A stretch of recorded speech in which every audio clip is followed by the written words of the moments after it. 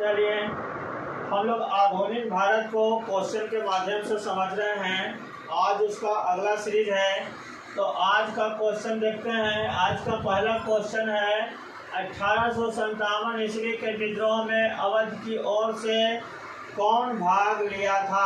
अवध की ओर से कौन भाग लिया था 1857 के विद्रोह में। ऑप्शन ए में है लक्ष्मीबाई, बी है बेगम हजरत महल, सी है तात्या टोपे और डी है अजीमुल्ला। तो इसका सही आंसर क्या होगा? बेगम हजरत महल होगा। इसका सही आंसर बेगम हजरत महल होगा। तो बेगम हजरत महल वाजिद अली शाह की पत्नी थी और वाजिद अली शाह अवध का अंतिम शासक था, है ना। वाजिद अली शाह अवध का अंतिम शासक था और उसके बाद वाजिद अली शाह के समय ही अवध को कुशासन का आरोप लगाकर क्या किया था? अंग्रेजी साम्राज्य में मिला लिया गया था, कुशासन का आरोप लगाकर, है ना।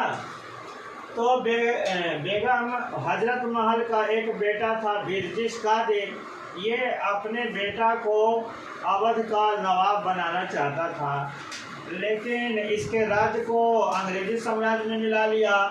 इसी 1856 ईस्वी में। कब मिला लिया था? 1856 ईस्वी में। उसके बाद जब 1857 का विद्रोह हुआ तो बेगम हजरत महल भी उन लोगों का सैनिकों के साथ विद्रोह में शामिल हो गई और बाद में अपना बेटा बिरजिश कादिर को अवध का नवाब बना देता है।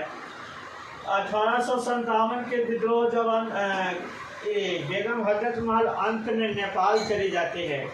बेगम हजरत महल अंत में कहाँ चली जाती है? नेपाल चली जाती है। तो इस प्रकार इस क्वेश्चन को ध्यान रखना है ना। चलिए आज का दूसरा क्वेश्चन है, कौन से रियासत पूरी तरह से मुगल वंश से स्वतंत्र नहीं हो सका था? कौन सा रियासत था जो पूरी तरह से स्वतंत्र नहीं हो सका था? तो ऑप्शन है ए है हैदराबाद, बी बंगाल, सी अवध, डी कर्नाटक। इसमें कौन सही होगा? हैदराबाद। इसका सही आंसर होगा हैदराबाद। देखिए हैदराबाद के स्वतंत्र राज्य का संस्थापक कौन था? तो निजाम उल मुल्क था। निजाम उल मुल्क मुगल साम्राज्य में सैयद बंधु को मारने में इन लोग का बहुत बड़ा हाथ है ना। इसके बाद मोहम्मद शाह के, उस समय मुगल सम्राट था, मोहम्मद शाह के समय ये मुगल सम्राट का वजीर बनाया गया था। कौन? निजाम उल मुल्क। अब जब इसको वजीर बनाया गया तो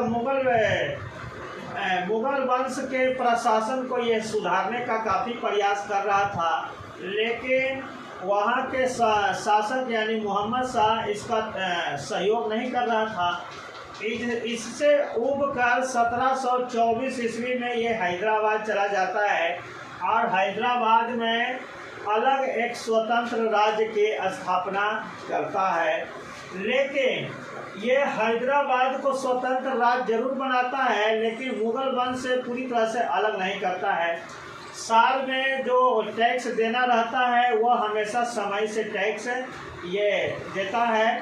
कौन? निजाम उल मुल्क मुगल वंश को, मुगल सम्राट को टैक्स हमेशा भेजते रहता था, है ना। इसलिए कहा जाता है कि हैदराबाद स्वतंत्र होकर भी पूरी तरह से स्वतंत्र नहीं था।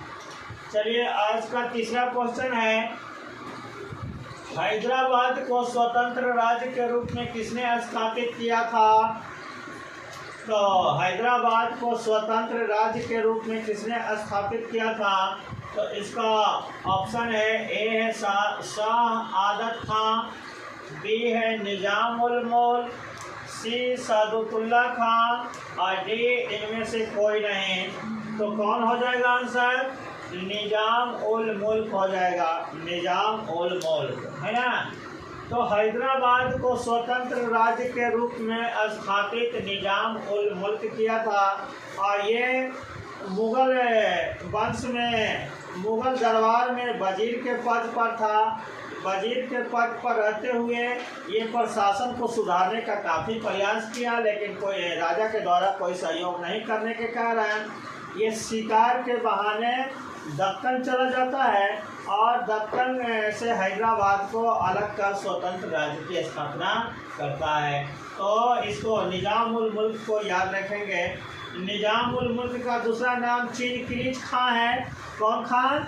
चिनक्रीज खां। ये हैदराबाद में आसफ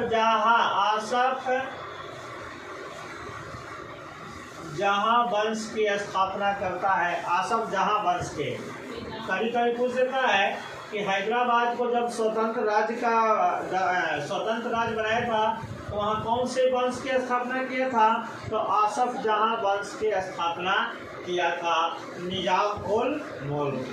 चलिए आज चौथा प्रश्न है, कर्नाटक के स्वतंत्र राज्य का संस्थापक कौन था? कर्नाटक के स्वतंत्र राज्य का संस्थापक कौन था, है ना?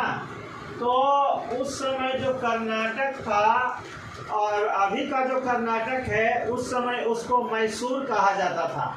अभी का जो कर्नाटक है वो उस समय इसको मैसूर कहते थे। और ये कर्नाटक जो है ये पूर्वी तट पर था, है ना? मैसूर कहाँ? देखिए आज का जो कर्नाटक है वो पश्चिमी तट पर है, लेकिन ये जो कर्नाटक था ये पूर्वी तट पर था। अब कर्नाटक के स्वतंत्र राज्य का संस्थापक कौन था? तो यहाँ ऑप्शन है सादुतुल्ला खां, अनवरुद्दीन, निज़ाम उल मुल्क या नासिर जंग, है ना? तो इसका सही आंसर क्या हो जाएगा? कर्नाटक के स्वतंत्र राज्य का संस्थापक सादुतुल्ला खां, है ना? सादुतुल्ला खां कर्नाटक का स्वतंत्र राज्य बनाया था सादुतुल्ला खां। तो इसको भी ध्यान रखेंगे। तो इस तरह से आज का 4 क्वेश्चन हम लोग समझें।